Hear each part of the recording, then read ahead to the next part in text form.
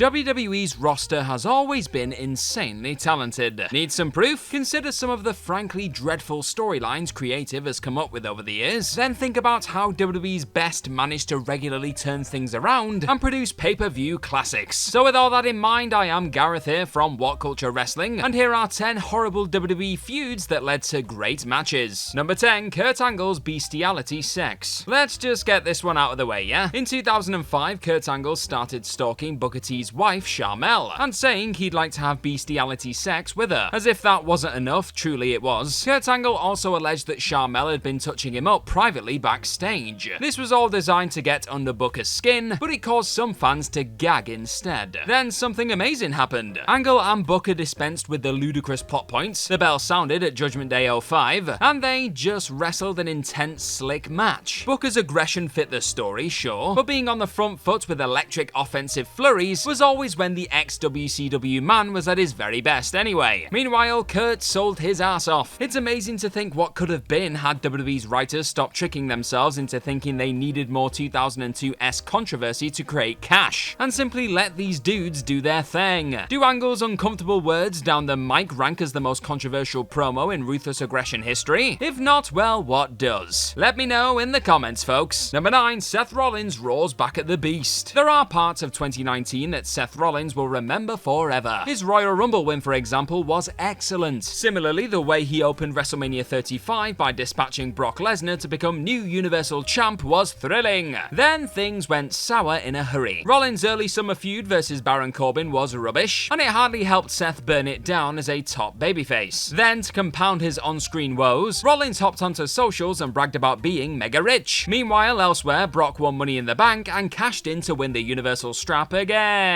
SummerSlam's main event was set, but WWE figured the best way to set it up was to cast Rollins, who had already beaten Brock, as some no-hoper who was way out of his depth. Lesnar pummeled Seth relentlessly for weeks, which made the so-called top babyface look weak as a kitten. Somehow both guys managed to overcome that rotten build to produce the goods at SummerSlam though. Honestly, go back and watch the match again. You might be surprised by how much of a spirited brawl it actually is. Number 8, Madcap Moss fights back. Nobody expected this one to be included, did they? Listen, WWE historians won't point towards the breakdown of Happy Corbin and Madcap Moss as some banner moment in Federation history someday. It was a B-level feud at best, ideal for B-level pay-per-views, and that is precisely what happened. However, their blow-off at Hell in a Cell 2022, it was shockingly fun. Freed from the daftness of his dad joke-telling gimmick, Madcap was right up for it come showtime. Across the ring, Corbin also seemed motivated to show what he could do in a stirring no-holds-barred situation against someone management hoped would catch fire as a new babyface sensation. That last bit didn't quite happen, but everyone tried at least. Moss beat his old partner, then cupped his ears as fans genuinely did cheer with approval. The agent responsible for this gimmick bout deserves praise too, because they laid it out so damn smartly. The naff joke-laden build was forgotten once Madcap started raining down his punches. Number 7, John Cena's Firefly Funhouse trip. Hopes weren't exactly high for the second Mania scrap between John Cena and Bray Wyatt when the latter's alter ego Fiend character challenged JC in late February 2020. Crowds were still in buildings at that point pre-pandemic, so there was some buzz. But everyone figured the match would be yet another Super Cena exhibition. Not quite. The world wasn't prepared for what happened next. Cena and Wyatt worked a bonkers Firefly Funhouse cinematic masterpiece that not only followed the prior evening's Boneyard Belter, but also could have been a total disaster generally. It had John joining the NWO and reprising his old gimmicks for crying out loud. WWE's booking pre-WrestleMania was nothing to write home about. They handed both guys the most flimsy amount of material to work with, then expected miracles. That faith was well placed in the end though, because Cena and Bray came out swinging with one of the greatest bizarro world spectacles ever committed to tape,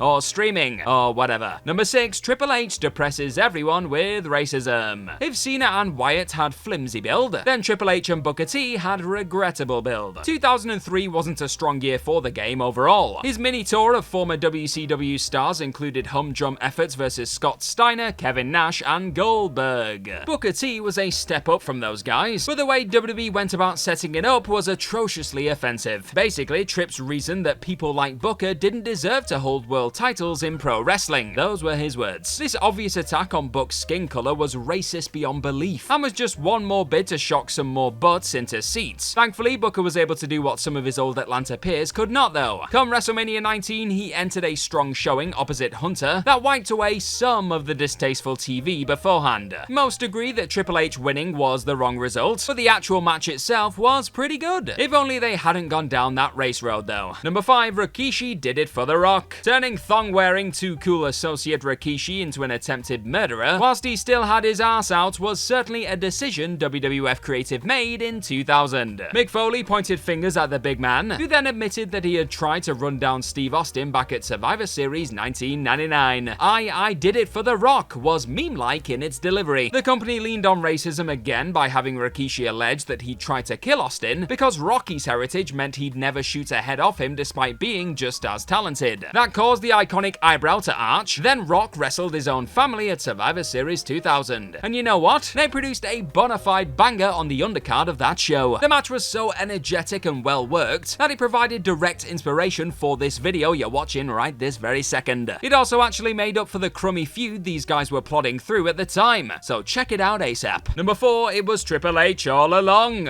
It didn't take long for WWF chiefs to ditch Rikishi in favor of another big reveal. Triple H had masterminded Austin's attempted murder back in 99, and he was actually the one Stone Cold should be mad at. That left Rikishi with nothing to do as a heel, but it rekindled the Austin versus Triple H rivalry. Austin attempting to murder Trips at Survivor Series 2000 was too hokey to work. Then they paused their own problems for a spell to slot in next to literally every other main eventer in the company for Armageddon's 6-man Hell in a Cell. Then Steve and Hunter worked one more set-piece stunner at No Way Out 2001. Their 3 stages of hell epic stands the test of time in 2023. It was gritty, believably bad-tempered, and told the story of 2 guys who just couldn't stand one another. Maybe teaming them up as some 2-man power trip afterwards wasn't the greatest idea though. Still, great match born from a feeble spin-off feud. Number 3, the WCW/ECW invasion. If somebody who didn't live through it asked for an in-depth rundown of every mistake made during the WCW/ECW invasion storyline of 2001, ask them just how much time they've got. You could be there for a while, because Vince McMahon dropped the ball pretty much immediately, and things got worse and worse from there. The 3 positive things to come out of it though: Invasion's money-spinning buy rate, Rob Van Dam's breakout showings, and the winner-takes-all cracker at Survivor Series 2001. The idea of WCW or ECW being a true threat to the WWF was dead and buried by November, but the 5-on-5 match was so well produced. It's worth another look if you haven't seen it since. Check this out for star power: The Rock, Chris Jericho, The Undertaker, Kane and Big Show on one side, and Steve Austin, Kurt Angle, RVD, Shane McMahon and Booker T on the other. I know what you're thinking, Shane McMahon, sign me up. That level of talent was always going to mesh well, and what do you know, it did. Number 2, CM Punk leads the new Nexus. Here's something you've probably forgotten about the Summer of Punk from 2011. CM Punk's feud with John Cena started when the former was still leader of the rejigged New Nexus group earlier that year. This terrible series of events saw Punk ditch his straight-edge society, then oust Wade Barrett as Nexus chief. The legendary pipe bomb promo took everyone off the scent, pushed Punk in a new direction, and led to a red-hot WWE title showdown with Cena at Money in the Bank. That remains one of the greatest atmospheres WWE has ever played in front of. But it's easy to forget that everything started with the new Nexus. The stable didn't officially disband until after Punk had won the belt and blown a kiss Vince McMahon's way. It's incredible that something as truly great as Cena vs Punk spawned out of a second-rate reimagining of Nexus earlier the same year. Few talk about that or how crap Punk's feud with Cena was pre-pipe bomb. Number 1, Sasha Banks and Bianca Belair are pals? Sasha Banks vs Bianca Belair deservedly headlined WrestleMania 37's opening night. It was a sparkling display from 2 women who had the world at their feet, and remains one of the best WWE matches of the past few years. Sadly, the build towards it was fudging awful. Creatives seemed to think that people wanted Bianca and Sasha to play best friends following Belair's Royal Rumble win. They didn't, but that didn't stop WWE from stomping down the wrong old path. So the company had the Mania rivals team up against Nia Jax and Shayna Baszler on 2